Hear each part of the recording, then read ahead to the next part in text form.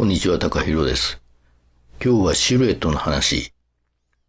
ちょっと前にアイショットというストリートフォトを専門に扱う雑誌のインスタアカウントでこんな議論がありました。A silhouette does not make a photograph というタイトルで投稿された意見。で、これにいいねが3000以上、コメントも170以上ついています。読んでいくと最近シルエット写真があまりにも簡単に使われすぎてんじゃないっていう批判的な意見でした。意見を述べているのはこのアイショットの編集長マルコさんです。ここ数年ストリート写真を多く見ている中で過大評価されたシルエット写真に出会うことが増えてきたと言っています。強い逆光の中に浮かぶ黒い人物像、整った影、強いコントラスト。一目見た瞬間には目を引くものの、注意深く見ていくと、あれ、そうでもないなという写真が少なくありません。それは技術的な欠陥があるからではなく、写真としての実質的な重みや構造、そして必然性が欠けているからといった主張です。ここまで言ってることは僕も理解できます。確かにシルエットはあまりに多く使われすぎていて、だいぶ見飽きてきたなという印象は僕自身も持っています。この編集長の意見に対するコメントも読んでみました。基本は賛同する意見が多いです。シルエットはクリシェ化している。クリシェというのは決まり文句、ありきたりな表現という意味です。シルエットはもう陳腐化しているということですね。誰かが言うべきだった。綺麗だけど中身がない。簡単に再生産できる公式みたいなもの。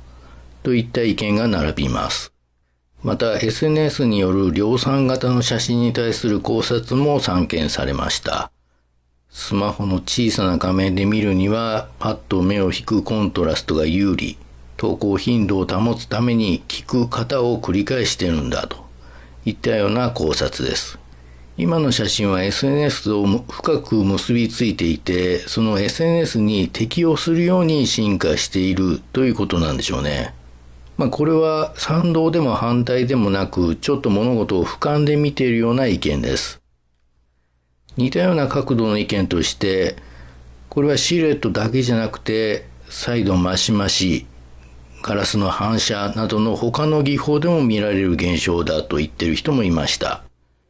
写真全体に蔓延する近道思考の一例だという意見です。反論もいくつか紹介しておきましょう。まず言ってることはわかるが一般化しすぎという反論。シルエットそのものは有効な表現。全部ダメは言い過ぎだろうという意見です。これについては編集長も最初に全部がダメというわけではないと言っていて、例外としてブレストの有名な写真を出しています。別の反論。この編集長の意見はエリート主義だと言っている人もいます。つまり我々アマチュアはただ綺麗なものを撮って楽しんでるんだから、上からごちゃごちゃ言うなと。全部の写真に意味を要求するのは違うという意見です。確かにシルエットで意図的に意味を排除したいという写真もあるので、この反論も理解できるものでした。あと、社会的条件を無視しているという指摘もありました。肖像権、プライバシー問題。被写体の顔を出せないという現実があります。シルエットは逃げではなく選択だという意見です。最後にもう一つ。編集長のこういった批判も実はよく見る批評の一つで、これ自体もクリシェ、つまりありきたりな批評だと皮肉っているコメントもありました。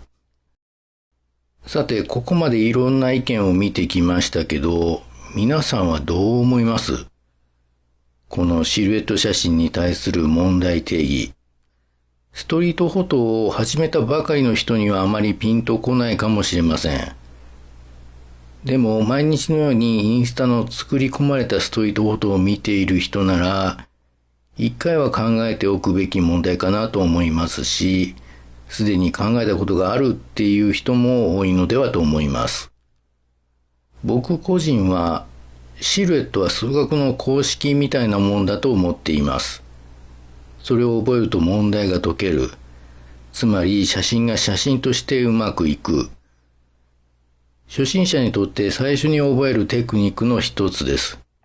実際シルエットを理解することで構図、光、コントラストといった写真の基本が一気に見えるようになります。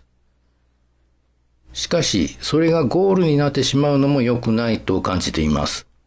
あくまで一つのテクニックで、それを使って何を表現するのかということを忘れてはいけません。シルエット写真はスタートであってゴールではないということです。でもこれもある意味理想論で、多くの人には当てはまらない可能性もあります。多くの人は数学の公式を覚えて問題を解ければそれで OK。テストでいい点を取り、いい大学に進学できます。大学で数学を本格的に研究するなんて必要ないわけです。写真も同じで、自分がどのレベルで写真を楽しみたいのかによって取るべきスタンスは変わってくるはずです。ほんの5、6年前までストリートでシルエットを撮れみたいなことを言う人はほぼ皆無でした。SNS で撮り方がノウハウとして流通するようになり、写真の型が一気に共有され、陳腐化のスピードも極端に速くなっています。今回はシルエットを取り上げましたが、ソウルライター風の写真だとか、サイバーパンク風の写真とか、多くの分野で似たようなことが起こっています。シルエットが陳腐化したからといって、じゃあシルエット写真が廃れてなくなるかというと、僕はそうは思いません。シルエットは一つの型として長く愛されるはずです。ただみんなの見る目も超えてくるので、その高いハードルを超える写真が求められるようになるでしょう。写真が型として発展したのが SNS フォトの特徴です。型から入る。撮影行為をそう捉え直してすっと重みから解放されて写真撮るのが楽しくなったという人は大勢いると思います。何も社会性とか時代性とかそんなものを背負う必要はないんだと。僕は初心者用には型をまず身につけようとアドバイスします。2年やって型を完璧にマスターしましたという人には、いや、あと1年磨き続けろとも言います。それぐらい型は重視しています。でもどこかで型から離れる時が来ます。昔から主派理という言葉がありますよね。自分がどのレベルにあるかによって取るべきスタンスも変わってくるというのが僕の今の結論です。皆さんはこの問題どう思いますか？コメント欄で教えてください。それではまた。